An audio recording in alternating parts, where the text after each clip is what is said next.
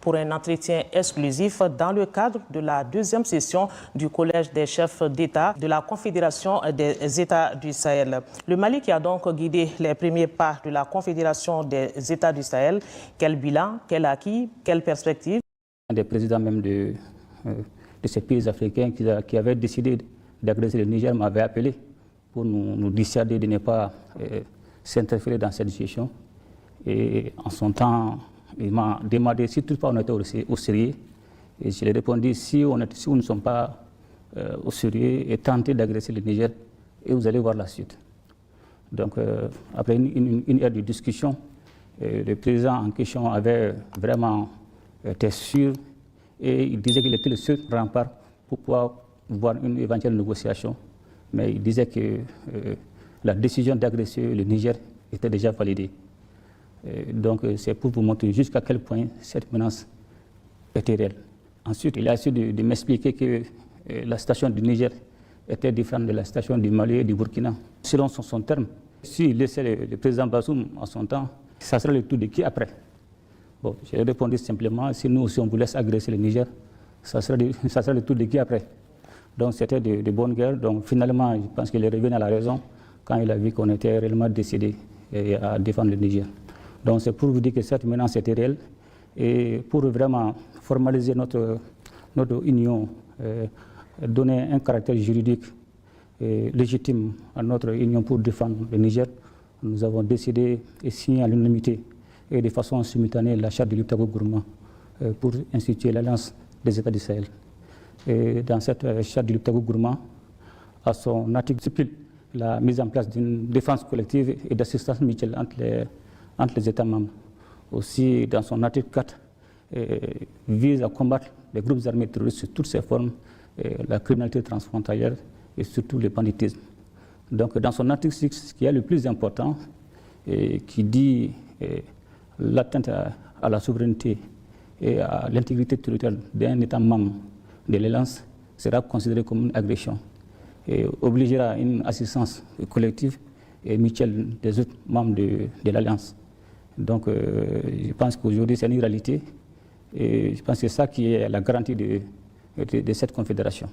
Alors, vous l'avez dit, c'est parti d'un pacte de défense nationale. Mais aujourd'hui, l'AES, c'est 3D, diplomatie, défense et développement. Aujourd'hui, vous êtes allé sur cette base. Nous allons commencer par le volet défense, qui n'est pas des moindres au sein de la Confédération. Dites-nous, quelles sont les avancées notoires que nous pouvons noter aujourd'hui par rapport à cette question de défense? Qu'est-ce qui a été fait dans le cadre de l'harmonisation, de la coordination des actions militaires? Donc, quand vous regardez de près la charte de Liptako-Gourma ne contenait qu'un seul pilier, le pilier de défense et sécurité. Donc, conscient du fait qu'aujourd'hui, on ne peut pas dissocier la défense aux questions de développement. Et comme on le dit, sans le carburant, le char ne marchera jamais. Donc, aussi conscient du fait que sans une diplomatie soutenue, et ces deux piliers ne pourront pas prospérer. Raison pour laquelle, lors de la déclaration de Niamey, nous avons décidé qui a consacré plutôt la création de la Confédération. Donc pour élargir le pilier de défense aux deux autres piliers, à savoir défense, sécurité, et développement et diplomatie. Donc pour revenir à votre question concernant les questions de défense et de sécurité, il faudra reconnaître depuis la consécration de la création de la Confédération le 6 juillet 2024 à Niamey, et aussitôt les différents ministres de la Défense et des chefs d'état-major généraux se sont mis à la tâche. D'abord, en un premier temps, il y a eu la mise en place des officiers de liaison dans les différents pays afin de coordonner les différentes opérations. Ensuite, il y a une phase de montée en puissance pour aboutir à la force unifiée. Parce que quand vous regardez dans la feuille de route de l'A1 de la Confédération, le Mali était demandé de travailler pour la mise en place de la force unifiée. Donc, il y a eu ensuite une phase d'entraînement, il y a eu des exercices tactiques à Niamey, et en plus des États du Sahel, le Togo et le Tchad aussi ont participé. Donc, c'était le début de la montée en puissance. Donc, aussi, il y a eu la formation des officiers d'état-major par l'école de maintien de Alou Blonenbe du Mali. Donc, toutes ces actions ont permis de faire la montée en puissance de la force unifiée. Donc, comme vous êtes rendu compte, on a mis l'étendard de la force unifiée. Bon, de façon pragmatique, de façon visible, il y a eu des avancées majeures en termes de sécurité, bien vrai que des défis persistent toujours. En tenant compte même ou en regardant les principes même de la guerre, le premier principe qui est la liberté d'action. Aujourd'hui, nos pays disposent de cette liberté d'action, de mouvement. Aujourd'hui, on est libre d'aller où nous voulons, de faire ce que nous voulons. Donc ça, ce n'était pas du tout possible dans les années passées. Donc quand vous regardez aussi, depuis 2023, il y a eu plusieurs opérations conjointes contre ces groupes armés terroristes, dont les plus récentes sont IRECO 1 et IRECO 2. Donc ces opérations nous ont permis effectivement de neutraliser plusieurs groupes terroristes, et surtout des leaders, ce qui n'a pas été possible à travers certains pays étrangers ou certains pays de puissance qui avaient même mis la tête de ces chefs terroristes en termes de prix. Donc aujourd'hui, force est de reconnaître que l'Est aujourd'hui est parvenu à changer cette dynamique, non seulement à neutraliser des centaines de terroristes, et détruire plusieurs sanctuaires terroristes. Donc aujourd'hui, cela nous a permis de pacifier un peu la zone. Donc quand vous regardez aussi en termes d'autonomie stratégique, nos pays ont beaucoup souffert du fait qu'on n'avait pas cette liberté, cette possibilité d'acheter aisément les équipements parce que c'était sous-traité par des pays qui instrumentalisaient ce secteur pour pouvoir nous influencer. Mais il faudra vraiment force et de reconnaître aujourd'hui, facilement avec des partenaires sincères, nous parvenons à nous équiper et à mener nos opérations de jour comme de nuit et en ayant toujours l'initiative. C'est-à-dire nous pouvons attaquer l'ennemi avant que ce dernier ne déclenche les hostilités. Donc tous ces facteurs n'étaient pas du tout possibles. Mais Dieu merci, aujourd'hui, c'est vrai, les défis persistent parce qu'aujourd'hui, quand vous regardez, nous ne sommes plus dans la phase traditionnelle de combat contre les groupes armés terroristes. Maintenant, c'est la phase géopolitique. Parce que quand vous regardez l'environnement, le fait que les modes opératoires de ces groupes armés terroristes changent en longueur de journée, cela veut dire qu'il y a tout un arsenal derrière qui développe la stratégie, qui oriente les cibles en fonction des enjeux géopolitiques. Certains partenaires mécontents qui ont été aujourd'hui chassés de nos territoires, et sachant bien que c'est une question de survie, parce que non seulement ils ont perdu leur position en termes de géopolitique, en termes d'influence, aussi ils ont perdu en termes de ressources dont ils ne vont jamais nous laisser tranquilles et forcément vont essayer de nous créer des problèmes. Mais de façon globale, je pense qu'aujourd'hui la Confédération AES a marqué beaucoup de points en termes de défense et sécurité. Non seulement nous avons la liberté d'action, nous avons l'initiative, et aujourd'hui la force unifiée est déjà opérationnelle, et elle va prendre le relais. Elle va prendre le relais, c'est-à-dire depuis 2023, ces opérations étaient déjà en cours, mais il fallait mettre une organisation plus simple, plus adaptée, pour que les différents ministres de la Défense et les chefs d'état-major généraux puissent se reposer un peu. Donc cette force unifiée, c'est la nouvelle dynamique pour continuer le combat contre les groupes armés terroristes. À vous entendre, Monsieur le Président, on est rassuré que la stratégie AES va s'adapter aux réalités du terrain. Exactement, c'est militaire en réalité. L'ennemi, c'est un jeu de cache-cache. L'ennemi va aussi faire la lecture de tout ce qu'on est en train de planifier. Donc on va changer de mode opératoire en fonction des enjeux ou des objectifs à atteindre. Donc comme nous aussi, on va pouvoir développer des modes opératoires pour les contrer. Mais c'est de bonnes guerres, c'est que sûr et certain, nous devons nous préparer vraiment à développer encore des stratégies et surtout anticiper. Le problème, c'est l'anticipation. Si nous parvenons à anticiper, nous allons pouvoir les neutraliser à temps et puis la paix va changer de camp. Mais toutefois, ce sont ces groupes armés qui ont l'initiative. Non seulement ça va perturber notre dispositif, ça va créer plus de peur au sein de nos populations. Donc moi je suis rassuré que nos populations n'étaient pas habituées à avoir certaines tensions dont les gens ne pensaient pas aujourd'hui s'attaquer à des citernes. Les gens n'ont jamais imaginé que cela pouvait arriver parce que les cibles qui étaient choisies, soit c'était des objectifs militaires. Mais aujourd'hui, compte tenu du fait qu'ils sont en perte de vitesse et qu'effectivement ces terroristes sont réellement harcelés. La donne a changé. La donne a changé. Donc forcément, ils vont vouloir jouer sur le maillon faible et qui a la population, qui a les ressources stratégiques. Donc, je pense que l'espoir est permis. Alors, Excellence, vous avez parlé tout à l'heure de partenariat et aujourd'hui, c'est vraiment une évidence. La Confédération des États du Sahel a renforcé sa coopération militaire. Dites-nous un peu sur cette coopération. Donc, concernant la coopération militaire de l'Alliance des États du Sahel, avec certains partenaires sincères comme la Fédération de la Russie, la Turquie, la Chine, c'est une réalité. C'est des coopérations pragmatiques, c'est des coopérations de sincérité et surtout d'efficacité. Dans un partenariat, le plus important d'abord, c'est le respect mutuel. La façon dont chacun se regarde, la façon dont les uns et les autres sont traités et la façon dont chacun essaie de préserver ses intérêts. Donc je pense que le plus important aujourd'hui avec ces trois États, il y a d'autres partenaires, mais les plus stratégiques, ce sont ces trois États que je viens de citer. Vraiment, ces pays, il faudra les reconnaître, nous ont aidés dans les moments difficiles. Le moment où certains pays nous ont abandonnés, et aussi étaient dans toujours cette dynamique de nous déstabiliser. Quand nous avons demandé l'appui de ces pays, effectivement, ils nous ont aidés. Ils nous ont aidés. Quand vous regardez aujourd'hui certains matériels dont nous disposons des équipements militaires, comme j'ai dit, vous avez tantôt avoir de l'argent, ce n'était pas du tout évident. C'est pas du tout évident. Et aujourd'hui, Dieu merci, nous sommes parvenus à nous procurer de ces matériels. Aussi, quand vous regardez souvent l'acquisition des matériels, souvent c'est des années. C'est des années de planification, souvent 2 ans, 3 ans. Mais dans l'urgence, dès que nous avons tout le temps parlé à ces présidents, ils ont très vite donné des instructions à leur gouvernement pour que nous puissions vraiment accéder. Les matériels qui sont en train de venir au Mali actuellement, c'était pas évident. Mais quand j'ai parlé au président Xi Jinping, il montre la nécessité et que nous sommes en guerre. Et devant tout le monde, il a aussi tout donné la priorité au Mali. Et ces instructions, il veille de façon scrupuleuse sur cette décision pour que ça puisse se réaliser. Et Dieu merci, aujourd'hui, c'est une réalité, les gens voient les matériels en train de venir.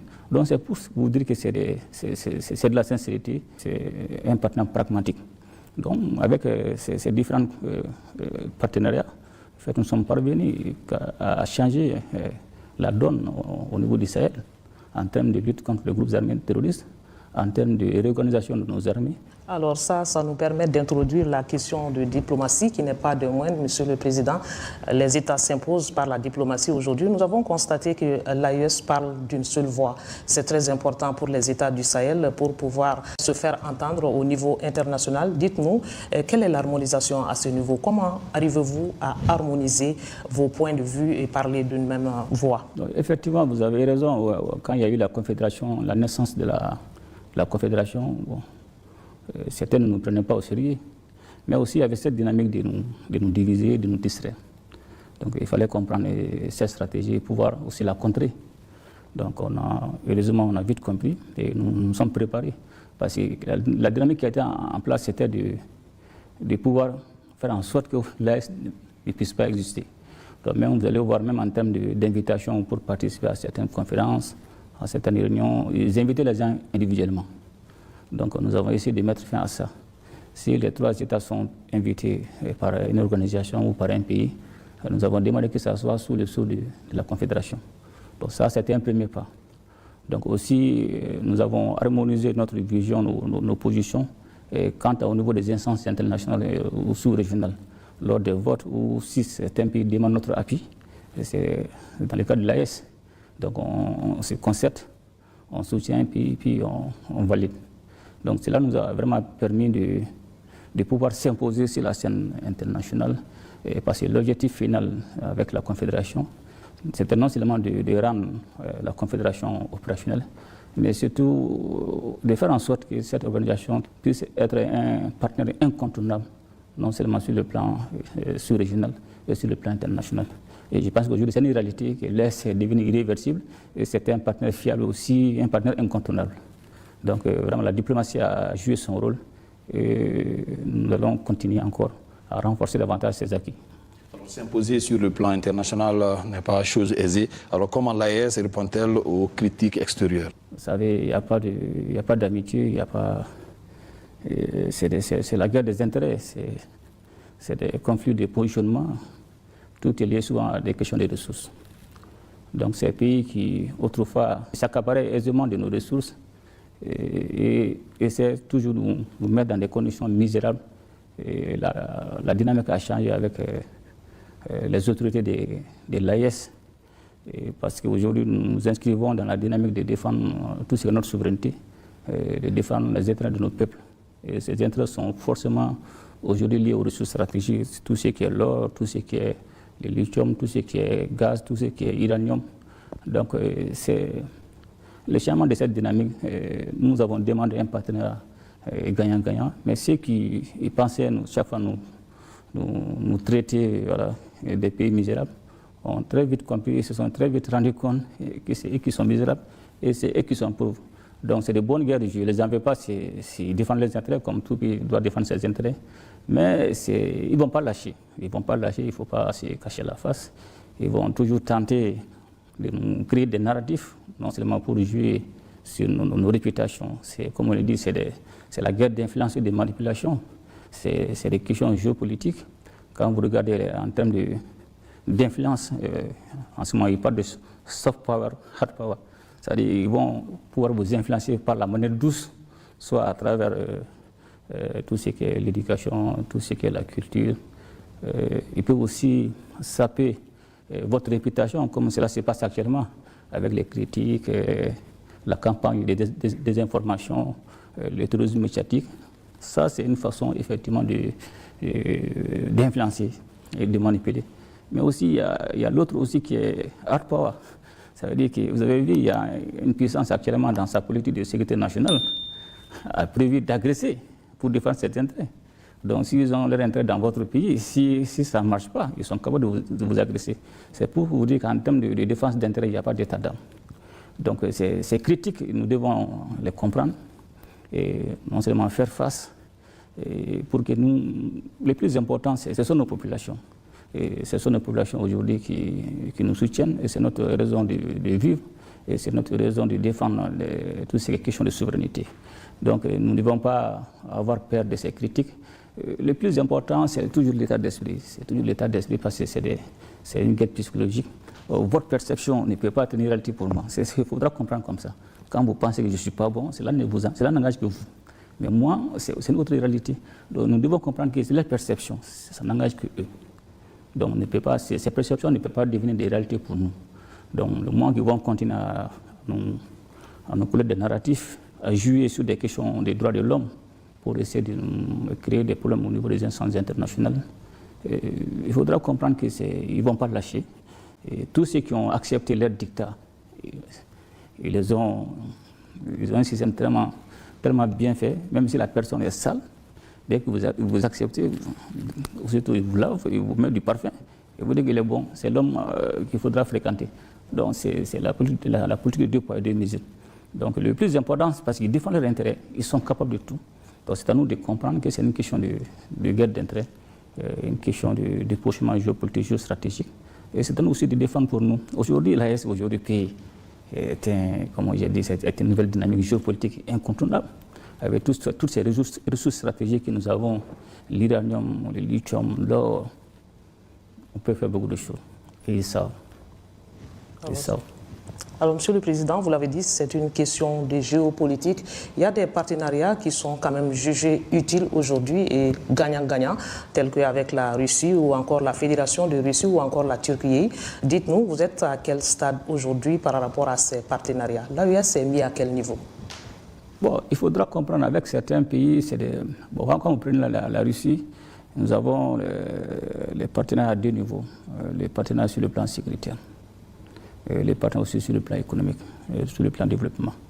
Donc les 2 niveaux existent avec la Russie. On a pratiquement à plusieurs niveaux avec la Russie. Avec la Turquie, ça c'est effectivement, il y a aussi les partenaires dans le cadre de la défense et de la sécurité, aussi dans le cadre du commerce et toutes ces actions de développement. Avec la Chine, c'est plutôt dans le cadre des questions de développement. Bon, les questions de sécurité, c'est juste l'achat des équipements. Donc aujourd'hui, on a ces différents niveaux de partenariat, tantôt sur le plan sécuritaire, tantôt sur le plan économique et aussi sur le plan de développement. Quand vous regardez avec la Russie ou la Chine, nous avons des projets, par exemple, concernant la Russie, il y a la construction de l'usine d'affinage qui est en cours. Il y a aussi la construction, la centrale solaire de Sanangoroba aussi qui est en cours. Ensuite, il y a d'autres projets de construction de barrages. Donc, avec la Chine aussi, on a la centrale solaire de Safo 1, Safo 2. Aussi, on a en cours aussi un autre projet de construction de centrale solaire à Koulikoro. Donc, tous ces projets nous permettent aujourd'hui vraiment de coopérer et de renforcer davantage nos partenariats avec ces pays. C'est des questions de gagnant-gagnant. On est contre personne, l'ES n'est contre personne, mais nous défendons nos intérêts comme tout pays sérieux ou toute organisation sérieuse doit défendre ses propres intérêts. Donc ces partenaires sont en train d'évoluer en fonction de nos intérêts. D'accord, et ce qui nous permet d'introduire le volet développement qui n'est pas des moindres. Tout ce dont vous venez de parler, tout cela concourt au développement. Dites-nous, quels sont les acquis économiques aujourd'hui que nous pouvons noter sous votre présidence de l'AES? Dans le cadre des questions de développement, d'abord, dans la feuille de route, il était demandé d'abord de créer la banque de développement d'investissement. Donc aujourd'hui, je pense que cette banque aujourd'hui est une réalité. Elle est déjà créée, le conseil d'administration a été déjà mis en place. Il y a eu la nomination de ses membres. Donc cette banque aura un capital de 500 milliards. Donc cette banque va nous permettre de financer les projets de la Confédération, non seulement dans le domaine d'infrastructure, dans le domaine de l'énergie, dans le domaine de l'éducation et dans le domaine du transport. Mais ce n'est pas tout. Parce que quand vous regardez, nous avons décidé de transformer l'autorité de développement intégré de l'Iptako Gourmand ALG en agence d'exécution pour les projets et programmes de la Confédération. Donc cette transformation est déjà en cours. On a mis une administration provisoire pour 6 mois. Il y a eu un audit aussi qui est en cours. Il y a eu un comité d'experts qui est en train de travailler sur la transformation de cette agence d'exécution. Je pense que le processus doit être finalisé d'ici normalement à la fin 2025. Et aussi, les premières opérations doivent commencer en 2026. Donc, tous ces acquis et la transformation de l'autorité de développement intégré de l'Iptako Gourmand. Aussi, nous avons décidé aussi les prélèvements de la Confédération, les prélèvements confédéraux et PCAS, qui était autrefois quand nous avons rompu avec la CEDEAO. Nous avons aussitôt transféré ce prélèvement confédéral qui a de prélever 0,5% sur toutes les marchandises importées. Donc ce montant qui est dans un compte spécial permettra aussi, en plus de la banque, non seulement financer nos projets, mais aussi ce montant aussi, ces fonds peut aussi renforcer la banque. Donc c'est pour vous dire qu'il y a ce dispositif qui est déjà en place. Donc dans le cadre de l'intégration de nos populations, il y avait un certain nombre d'actions qui étaient demandées dans la feuille de route pour permettre la libre circulation des personnes et des biens. Et cela nous a permis de mettre en place la carte d'identité biométrique AES, les passeports biométriques AES. Donc aussitôt, nous avons aussi, parce qu'il fallait dès le début marquer l'esprit de nos concitoyens et surtout l'international de la création de la Confédération. Et cela passait forcément par la mise en place des symboles. Ces symboles qui affirment notre adhésion, notre appartenance à l'organisation. Et c'est en ce moment que nous avons non seulement créé le drapeau de l'AES, donc qui a été lancé officiellement le 3 mars. Et nous avons aussi créé l'hymne de l'AES qui a été lancé au mois de juin 2025. Donc toutes ces actions non seulement ont permis d'installer, de donner des fondements de base, un soubassement, une base solide à la Confédération. Maintenant, il y a le soubassement, maintenant il s'agira maintenant de continuer avec la construction de la maison. Voilà, donc il y a beaucoup d'actions majeures qui ont été vraiment réalisées. Alors parlons des aspects un peu spécifiques. Alors quelles initiatives ont été prises pour renforcer les infrastructures communes? Je parlerai de routes, d'énergie, commerce transfrontalier, entre autres. Dans le cadre du développement en termes d'infrastructures, en termes d'énergie, en termes de transport, d'abord nous avons demandé qu'il y ait des rencontres sectorielles pour harmoniser d'abord les procédures au niveau des différents départements. Ensuite, il y aura la validation d'un certain nombre de projets qui seront validés par les chefs d'État. Et ces projets seront financés soit par la banque ou soit par le prélèvement confédéral. Et ces projets seront exécutés par l'agent d'exécution de la Confédération, qui est la transformation en cours de l'autorité de développement intégré de l'Iptako-Gourma. Donc il y a plusieurs projets, mais certains projets jusqu'à présent sont en attente, tels que la mise en place de la nouvelle compagnie aérienne, peut-être qui sera pris en compte par le deuxième mandat. Il y a aussi la mise en place du chemin de fer Bamako-Ouaka-Niamey. Donc il y a plusieurs actions, plusieurs projets qui sont en attente. Donc nous avons mis les sous-bassements, les bases solides. Maintenant, je pense que nous serons plutôt orientés pour le deuxième mandat sur le projet de développement. Toutes ces questions de sécurité, nous avons fait. Il y a eu la force unifiée qui est déjà en place. Et nous avons rendu l'espace AIS transformé en un théâtre unifié, un théâtre unique. Ça veut dire toute violation de l'espace, soit du Burkina, du Mali, du Niger, deviendra la violation de la Confédération. Et que Dieu nous en garde, et tous les pays qui ont des services de renseignement dignes de ce nom savent jusqu'où la Confédération est équipée et les moyens d'agression dont nous disposons pour nous défendre. Et je pense qu'en plus de la lutte contre les groupes armés terroristes, là aujourd'hui a la capacité d'engager un combat, une guerre de haute intensité. Donc, mais cela ne peut pas aller sans que ça soit soutenu par des actions de développement. Voilà, parce que c'est avec les questions de développement, les ressources que nous allons acheter les équipements militaires. Donc, force est de reconnaître que nous allons nous focaliser certainement lors du deuxième mandat à faire plus d'impact en termes de réalisation des projets. Parce que la population ne voit que les réalisations, et surtout des projets qui contribuent à leur épanouissement. Monsieur le Président, le volet communication est un volet très important aussi. Pour pouvoir s'imposer aujourd'hui, il faut donner la bonne information. L'AES est dans cette dynamique. Qu'est-ce que nous pouvons noter aujourd'hui comme acquis sous la présidence malienne de l'AES sur le volet communication? Merci. Dans le cadre du volet communication et pour la feuille de route de l'A1, il était prévu de mettre en place un dispositif de communication. D'abord, il devait avoir la réalisation de la télé AS, dont on avait donné la mission au Mali, et la réalisation de la radio AIS au Burkina, et la réalisation de la presse écrite au Niger. Donc ces trois États devaient avoir ces différents dispositifs, mais chaque pays aura les démembrements. Par exemple, le siège de la télé sera à Bamako, mais il y aura des démembrements au Burkina et au Niger, et vice-versa. Donc l'objectif de ces dispositifs, non seulement c'est donner la bonne information à nos populations, aussi de contrecarrer cette campagne de désinformation visant non seulement à terroriser nos populations, mais surtout à déstabiliser nos États. Je pense qu'aujourd'hui, la télé AS est une réalité. Et la radio aussi au Burkina est pratiquement terminée. Et il y a eu la nomination du directeur de la télé AS, le coordinateur, avec certains membres. Je pense qu'ils vont vite se mettre à la tâche et pour nous aider non seulement à bien informer nos populations, mais surtout à contrecarrer ce tourisme médiatique soutenu par des sponsors étatiques. Alors, Monsieur le Président, par rapport au volet communication, la Web TV aussi a été créée. Effectivement, la Web TV, la plateforme digitale, était d'abord le premier dispositif mis en place pour soutenir les volets communication. Et aussi, il y a eu la mise en place d'un réseau de communication AIS pour faciliter les communications dans nos différents pays, les systèmes free roaming. Donc il y a eu tout un dispositif qui est déjà en place et qui va nous permettre non seulement de faciliter, de donner de bonnes informations, de faciliter la communication dans l'espace AIS. Monsieur le Président, on va finir sur cette question. C'est ce message au peuple de l'AES qui est tout oui aujourd'hui.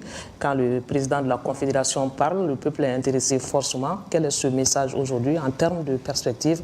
À quoi le peuple de l'AES peut s'attendre dans les jours, les années à venir?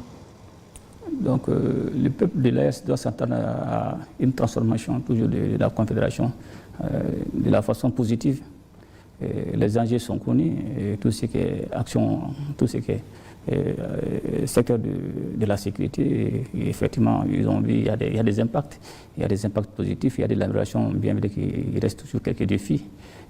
Mais dans le domaine du développement, c'est là-bas que le peuple doit réellement voir.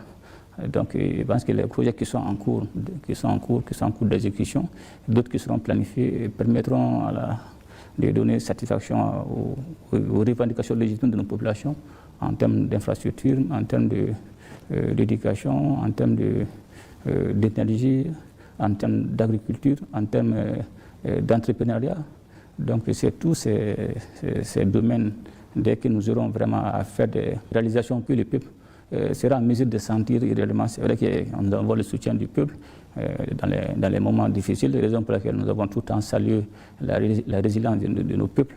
Mais cela dit, nous devons travailler et aller très vite avec la réalisation de ces projets pour donner une visibilité à nos actions. Mais aussi, nous demandons toujours à la population de rester mobilisée, de rester déterminée, parce que c'est des bonnes guerres. Ces gens, ils connaissent nos intentions, ils vont toujours forcément tenter de contrecarrer nos actions. Donc la population, c'est notre raison d'être. Nous défendons les idéaux qui sont portés par nos populations, des idéaux panafricanistes, des idéaux de respect de nos souverainetés et surtout la défense des intérêts de nos populations. Parce que si vous voyez que nous sommes là aujourd'hui, nous sommes les exécutants. Nous mettons en œuvre la volonté populaire de nos différents États et dans le bon sens.